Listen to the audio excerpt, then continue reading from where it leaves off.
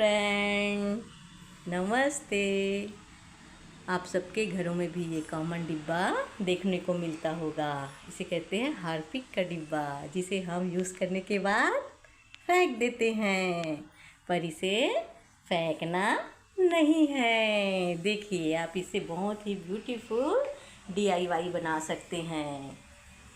देखिए, बहुत ही सुंदर, एक्सपेक्टेशन से बाहर, जिसे हम कबाड़ समझकर फेंक देते हैं, वो हमारे गार्डन की ब्यूटीनेस को बढ़ा देता है। देखिए देखिए देखिए, शेकिंग करने वाला मुर्गा। Hello hello. सो गाइस, अब आप आज के बाद से कभी भी हार्पिक का डिब्बा फेंकेंगे नहीं। Thank you.